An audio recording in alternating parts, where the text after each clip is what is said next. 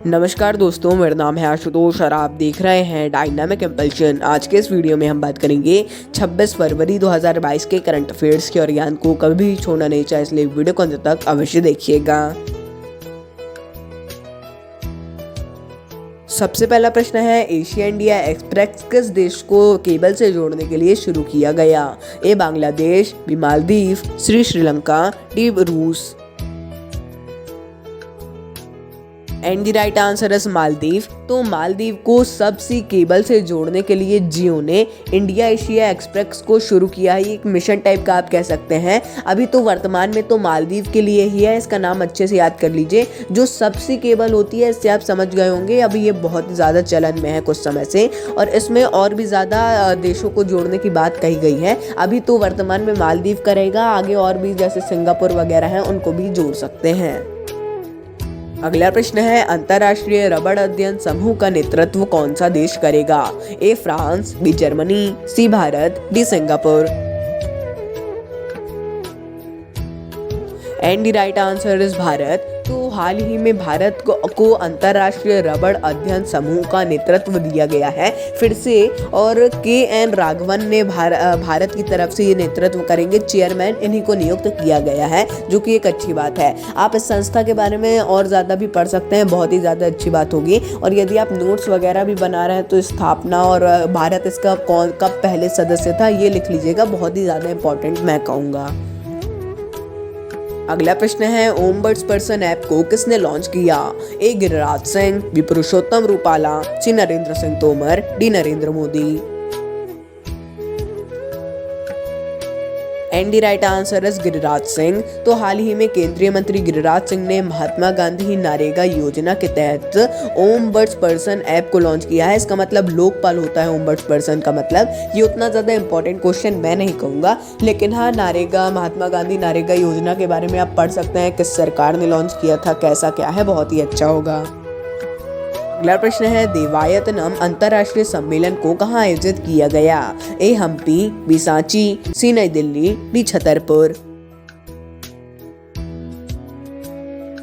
And the right answer is Hampi. तो हाल ही में देवायतनम अंतर्राष्ट्रीय सम्मेलन को हम्पी में आयोजित किया गया है। इसके नाम से आप समझ गए होंगे, ये मंदिरों के लिए ही है। आप इसके बारे में और जानकारी लेना चाहें तो ये ले सकते हैं। ये 2 दिवसीय कार्यक्रम है। हम्पी कहाँ पर है, इसका उत्तर आपको बताना है कमेंट में। और हालांकि सभी को इसके बारे में पता ही होना चाहिए, नहीं पता है तो आप इंटरनेट पे भी सर्च कर सकते हैं। बाकी ये सारी जानकारियाँ आपको पता होनी चाहिए। अगला प्रश्न है, हाल ही में सौर फोटोवोल्टिक संयंत्र को कहाँ स्थापित किया गया? A Satna, B Bina, C Jaisalmer, D Visakhapatnam. And the right answer is Bina. तो हाल ही में BHEL ने मध्य प्रदेश के बीना जिले में फोटोवोल्टिक संयंत्र स्थापित किया है। यह भारतीय रेलवे के जो ट्रैकिंग सिस्टम है उसमें जल आपूर्ति करेगा, इसीलिए किया गया है। इसमें दोनों भारतीय रेलवे और BHEL की पार्टनरशिप भी है। अगला प्रश्न है, 26 फरवरी को किसकी पुण्यतिथि मनाई जाती है? ए वीर सावरकर, बी बाल गंगाधर तिलक, सी बिपिन चंद्रपाल, डी मोरारजी देसाई। यहाँ पर दिसंबर हो गया है, क्वेश्चन में भी हो गया है, उसके लिए हम माफी चाहेंगे। And the right answer is Veer Savarkar. तो 26 फरवरी को वीर सावरकर जी की पुण्यतिथि मनाई जाती है। इनकी मृत्यु 82 वर्ष की उम्र में मुंबई में हुई थी। आप इनके बारे में और भी पढ़ सकते हैं। अगला प्रश्न है, हाल ही में किस योजना के 3 वर्ष पूरे हुए हैं? ए प्रधानमंत्री आवास योजना, बी सुकन्या समृद्धि योजना, सी PM किसान योजना, डी आत्मनिर्भर भारत रोजगार योजना। And the right answer is PM किसान योजना। तो हाल ही में प्रधानमंत्री किसान सम्मान निधि योजना के 3 वर्ष पूरे हुए हैं। आप ये पूरा नाम ही लिखिएगा, ये बहुत ही इंपॉर्टेंट है। इसे 24 फरवरी 2019 को गोरखपुर में शुरू किया गया था, ऑब्वियसली PM मोदी जी के द्वारा।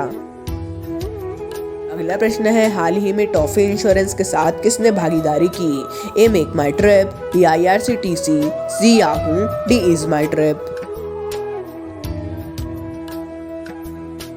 And the right answer is Ease My Trip. तो हाल ही में टॉफे इंश्योरेंस कंपनी के साथ ईज माई ट्रिप ने भागीदारी की है। इसके बाद दोनों मिलकर मेडिकल पॉलिसी लाएंगे और ऐसा बोला जा रहा है कि ऐसी पहली मेडिकल पॉलिसी होगी जिसमें 100% रिफंड दिया जाएगा। अब इसकी तो उतनी ज़्यादा 100% गारंटी नहीं है, इसके बारे में आप और शॉर्टी के साथ सर्च करेंगे यदि आपको इसकी और जानकारी चाहिए होगी तो ज़्यादा सही होगा। अगला प्रश्न है उड़ान एक मजदूर बच्चे की पुस्तक का विमोचन किसने किया? A Anup Jalota, B Madhuri Dixit, C Karan Johar, D Anuradha Paudwal.